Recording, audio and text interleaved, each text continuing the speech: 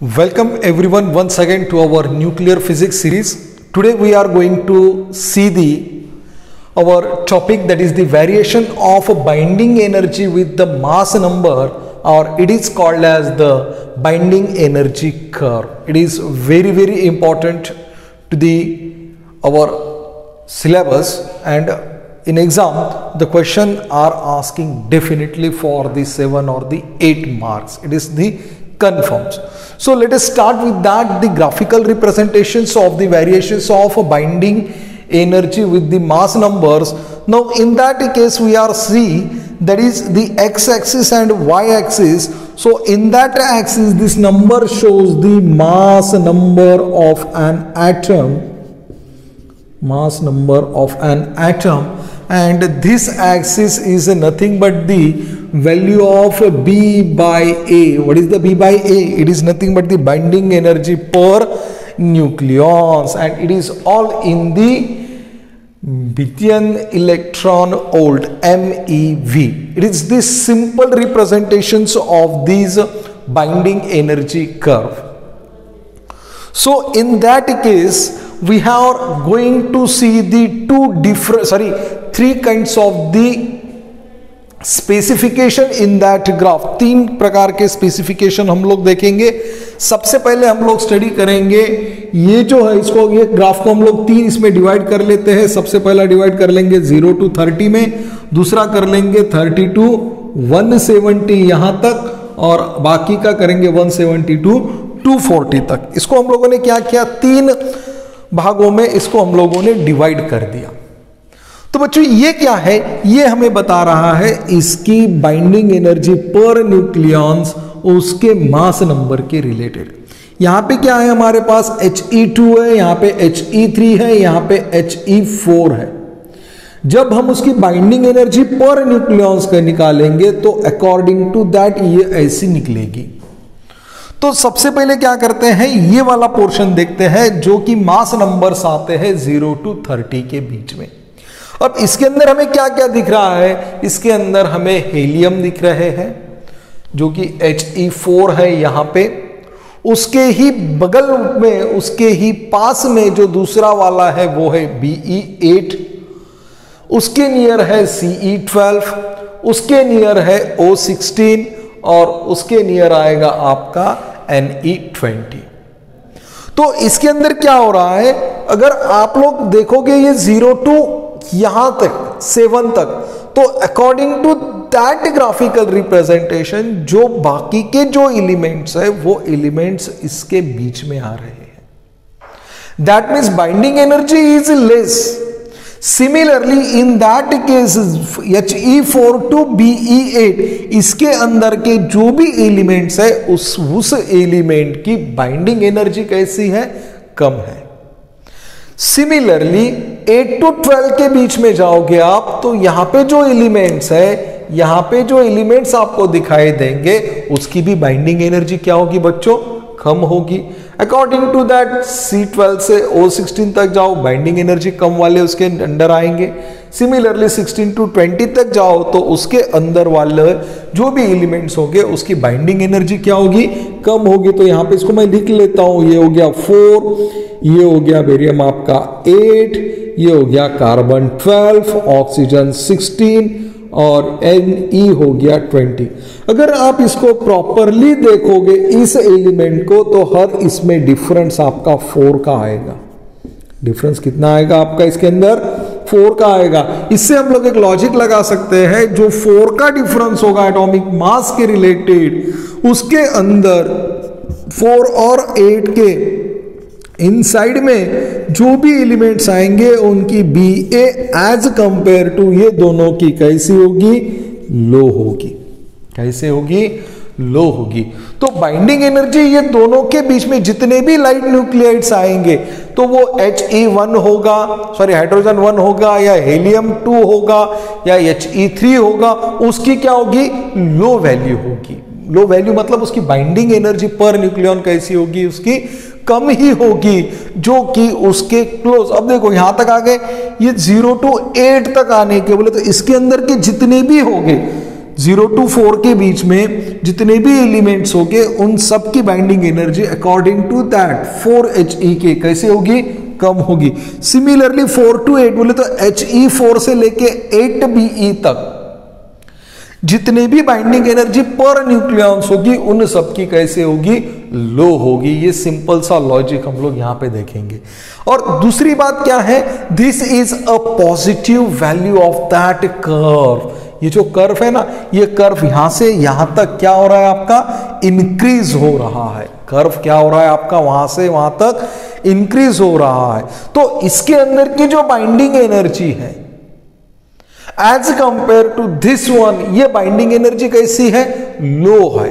Binding energy कैसी है, लो है। मतलब क्या है, इसके अंदर जो भी न्यूक्लियस है एलिमेंट्स के अंदर, न्यूक्लियस के अंदर के जो भी न्यूक्लियॉन्स होंगे उस न्यूक्लियॉन्स अंदर के जो प्रोटॉन्स और न्यूट्रॉन्स है उसकी जो बाइंडिंग होगी, उसके अंदर का जो भी फोर्स निकल के आता है वो फोर्स कैसा होगा, लो होगा। क्योंकि उसको हमें एनर्जी जब हम उसको बाहर से देंगे प्रोटॉन्स और न्यूट्रॉन्स को रिलीज करने के लिए, तो उसकी एनर्जी कितनी लगेगी, नथिंग दैट दी 8 और मैक्सिमम 9 के तकरीबन लगेगी। लेकिन वो कैसी हो रही है, this is nothing but the increasing pattern, this is nothing but the increasing patterns. Now अब क्या करते हैं हम लोग, ये वाला पोर्शन देखते हैं 30 to 170 के बीच का। अब ये जो पोर्शन है ना, इस पोर्शन में लगभग आपका B/A मतलब बाइंडिंग एनर्जी पर न्यूक्लियॉन्स ये कैसा है, स्टेबल है।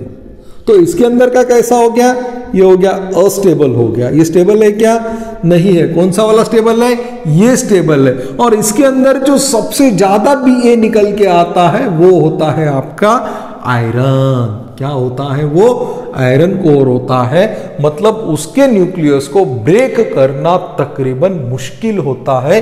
क्यों, क्योंकि इसके अंदर के जो भी एलिमेंट आते हैं वो एलिमेंट सब के सब कैसे हैं, स्टेबल एलिमेंट कहलाते हैं। कौन से, स्टेबल एलिमेंट कहलाते हैं। और अकॉर्डिंग टू दैट जब आप इस 170 के आगे के एलिमेंट देखोगे, 170 के आगे के जो आप एलिमेंट देखोगे उस एलिमेंट भी कैसे है, अस्टेबल एलिमेंट है। कैसे एलिमेंट्स है, वो सबके सब अस्टेबल एलिमेंट्स हैं। जो देखो ये वाले भी अस्टेबल है, ये वाले भी अस्टेबल है।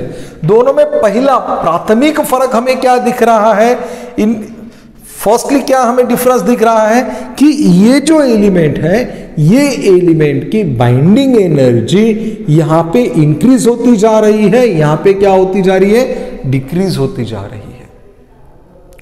तो जो 20 के अबव आ रहे हैं बाइंडिंग, जो भी एलिमेंट्स 20 के अबव जा रहे हैं, वो अबव जाते हुए सिंपल सा एक बात यहां पे देखना है कि उनका जो रिमार्केबल है वो नियरली कांस्टेंट है। देखो ये वाला, ये रिमार्केबल कांस्टेंट है, मतलब ये कर्व पे वो कैसे है, कांस्टेंट आ रहे हैं। तो चलो इसको और डीप में देखते हैं। चलो ये क्या हो गया, हम लोगों ने देखा कि ये वाले अस्टेबल है, ये वाले अस्टेबल है, ये वाले कैसे हैं, स्टेबल है। अब जो स्टेबल न्यूक्लियस, सॉरी जो स्टेबल एलिमेंट्स हमें यहां पे मिल रहे हैं, उसके अंदर सबसे इंपॉर्टेंट वाला जो आता है वो होता है आयन। और हमें एक बात पता है, हमारी जो पृथ्वी है, जो अर्थ है, वो अर्थ किससे बनी है, वो अर्थ बनी है हमारी आयरन से। जो उसका सेंटर है पृथ्वी का, वो कैसे बना है, that is nothing but the iron core से बना हुआ है। अब चलो ये इतना हमें इंपॉर्टेंट नहीं है। अब आगे देखेंगे, आगे क्या है कि जो भी न्यूक्लियस है अकॉर्डिंग टू दैट ए बराबर है, और जो inside the nucleus which is interactive with the all the elements, कौन से इंटरएक्टिव होते हैं, it is nothing but the A-1 से उसको हम लोग क्या करते हैं, वो इंटरएक्टिव है ऐसे हम लोग बताते हैं। तो उसका जो स्ट्रेंथ होता है न्यूक्लियस का, वो ये कैसे है, कहीं पे आपको अस्टेबल दिख रहा है, कहीं पे स्टेबल दिख रहा है, फिर से क्या हो रहा है, अस्टेबल दिख रहा है। तो ये जो हेवी न्यूक्लियाई है,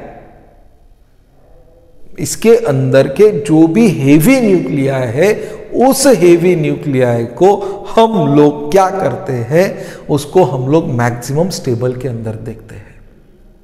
हेवी न्यूक्लियाई जिसके हैं उसको हम मैक्सिमम कहां पे देखते हैं, स्टेबल के अंदर देखते हैं। अब जो कर्व है हमें, ये जो वाला जो कर्व है, ये क्या इंडिकेट कर रहा है, सिंपली ये यहां से हमें इंडिकेट कर रहा है कि जो आपकी बाइंडिंग एनर्जी पर न्यूक्लियॉन्स है वो क्या हो रही है, इंक्रीज हो रही है, मैक्सिमम वो इंक्रीज हो रही है। कहां से कहां तक इंक्रीज हो रही है, ये देखो ये ऐसा है तो ये इंक्रीज हो रही है, तो इसको हम लोग सिंपल ऐसा भी बता सकते हैं, ये इंक्रीज हो रही है। कहां से इंक्रीज हो रही है, ये 8 से लेके 9 के तकरीबन, दैट मींस 8 से लेके 8.8 MeV तक ये क्या हो रही है, हमारी इंक्रीज होती जा रही है पर न्यूक्लियॉन्स। और उसका मास नंबर कहां तक है, मास नंबर हम लोग देख रहे हैं, उसके मास नंबर्स उसके आते हैं तकरीबन यहां पे, देखो यहां पे ये 30 और 60 के बीच में ऐसी इंक्रीज हो रही है ना, फिर कहीं ना कहीं तो ये कांस्टेंट होने की कोशिश करिए, तो ये कहां तक इंक्रीज होती है, 56 तक, जिसका मास नंबर 56 है वहां तक वो इंक्रीज हो रही है। और उसके बाद जो 70-80 का पोर्शन जो आ रहा है हमारा यहाँ पे, ये यहाँ का जो पोर्शन आ रहा है, इस पोर्शन के बाद हमारी बाइंडिंग एनर्जी पर न्यूक्लियॉन्स क्या हो रही है, डिक्रीज होती जा रही है, अप टू जिसका A इज इक्वल टू 38 है, वहां तक वो क्या हो रही है, डिक्रीज होती हुई जा रही है। तो इससे क्या एक्सप्लेन करेंगे, जो भी एनर्जी रिलीज हो रही है फ्यूजन के द्वारा, फिर से बोल रहा हूं कि जो भी एनर्जी फ्यूजन्स के द्वारा रिलीज हो रही है लाइट एलिमेंट्स की, वो क्या हो रही है, यहां पे स्प्लिट हो रही है। हेवी एलिमेंट्स के अंदर वो क्या हो रही है, स्प्लिट हो रही है। मैंने क्या बोला था, हेवी एलिमेंट हम लोग कहां पे देखते हैं, ये यहां पे देखते हैं, मैक्सिमम स्टेबल्स के अंदर हम लोग देखते हैं। लेकिन जैसे जैसे वो और हेवी होते जाएंगे, उसका जो फ्यूजन होते जाएगा, वो फ्यूजन्स क्या करेगा, इसको स्प्लिट करते हुए जाएगा, और due to that reason binding energy क्या होगी आपकी, यहां पे डिक्रीज होती हुई जाएगी। ये सिंपल बात है। अब जब इसका ऑब्जर्व हम लोग कर रहे हैं, according to that simple sum work हम लोग देखते हैं प्रोटॉन्स के रिलेटेड। जब इसको हम देखते हैं प्रोटॉन्स, और जो भी हमारे n होता है प्रोटॉन और जो n होता है, जब हम उसको प्रॉपरली इक्वल मानते हैं, यानी कि वो होता है हमारा मैजिक नंबर्स। वो क्या होते हैं, हमारे सिंपल मैजिक नंबर्स होते हैं। इन दैट मैजिक नंबर जो आपका P/A होगा वर्सेस A का, दैट मीन्स इसका और इसका जो रिलेशन होगा, वो रिलेशन क्या होगा, डकवर्ड होगा। कैसा होगा, वो डकवर्ड होगा। और ये कहां पे आएगा आपका, ये सिंपल आपका आएगा CE, यहां पे लिखता हूं CE, जो एलिमेंट है हमारा, उस एलिमेंट के रिकॉर्डिंग 58,140, यहां पे क्या होगा हमारा, वो तकरीबन डकवर्ड्स को, और दो फिर दो हम इसको क्या बोलेंगे कि वो एक यहां पे कहीं ना कहीं तो भी वो रिपोर्टेड होगा हमारे लिए, कि जो हमें बताएगा कि आपकी जो बाइंडिंग एनर्जी पर न्यूक्लियॉन्स है वो कैसी होती जा रही है, कम कम होती जा रही है। और लास्टली एक है कि जो हमारे Z है या N है, Z या N, Z और N, माना कि वो 20 वाले हैं या 28 है, चलो छोड़ो इसको देखेंगे नहीं, और आपको ज्यादा कंफ्यूज कर देंगे ये, छोड़ो इसको देखते ही नहीं है। चलो स्टूडेंट्स, तो सिंपल इसको और एक बार समझ लेते हैं, बहुत ही सिंपल है। इसको क्या करना है, लिखते टाइम भी इसको 3 हिस्सों में डिवाइड कर देना है। एक तो 0 to 30 में ले लो, दूसरा ले लो 30 to 170, और उसके बाद उसको ले लो। 0 to 30 में क्या होगे, अस्टेबल होगे। इसकी जो बाइंडिंग एनर्जी पर न्यूक्लियॉन्स होगी एज कंपेयर टू दिस, वो कैसी होगी, लो होगी। सिमिलरली जो थर्ड वाला रीजन आप लोग देखोगे, इसके अकॉर्डिंग ये भी क्या होगा, अस्टेबल होगा। दैट मींस इसके अंदर की जो फोर्स एनर्जी होगी वो कैसी होगी, ऑब्वियसली कम होगी। इसके अंदर कैसी होगी, एनर्जी ज्यादा होगी। इसके अंदर फिर से एनर्जी कैसी होगी, कम होगी। Due to that we are going to see such kinds of the curve, and it is completely the variation of binding energy with the mass number, and it is also called as the binding energy curve. बहुत ही detail में जाना भी नहीं है और बहुत कम समझना भी नहीं है। हमें जितना इंपॉर्टेंट है उतना हम लोगों ने यहाँ पे देख लिया कि स्टेबल कौन से हैं, अस्टेबल कौन से हैं, स्टेबल्स के अंदर मोस्ट स्टेबल कौन सा होता है जिसको ब्रेक करना बहुत मुश्किल होता है। हम जब एक्सटर्नल एनर्जी देते हैं मतलब क्या करते हैं, हम उसके न्यूक्लियॉन्स को ब्रेक करते हैं। बराबर है। उसके न्यूक्लियस को हम लोग क्या करते हैं, ब्रेक करते हैं। और इसके अंदर ये वाला जो है 4n वाला, ये बहुत इंपॉर्टेंट है। ये क्या बताता है हमें, ये हमें सिंपल एक चीज बताता है कि जो भी 4n का मल्टीपल यहां पे आएगा, उसके अंदर के उसके बीच वाले जो भी एलिमेंट्स आते हैं, वो एलिमेंट्स कैसे होते हैं, इन दोनों से उनकी बाइंडिंग एनर्जी कम होती है। तो फिर 4 8 हो जाए, या 8 12 हो जाए, या 12 16 हो जाए, या 16 20 हो जाए, उसके अकॉर्डिंग उसकी बाइंडिंग एनर्जी क्या होती है बच्चों, कम होते हुई जाती है। ये था सबसे इंपॉर्टेंट बाइंडिंग एनर्जी कर्व। अब इसके अंदर का सिर्फ एक टॉपिक हमारा बचा है, सेमी इंपेरिकल मास फार्मूला। वो 2 लेक्चर में डिवाइड होगा और वो देखेंगे हम लोग अगले वीक में। So guys, thank you so much for watching this video. And देखो इसके अंदर क्या है, सबसे इंपॉर्टेंट, इसको कैसा रिप्रेजेंट करना है। तो बच्चों रिप्रेजेंट प्रॉपरली करो, इसको एग्जाम में प्रॉपरली लिखो। So guys, thank you so much for watching this video and enjoy your day.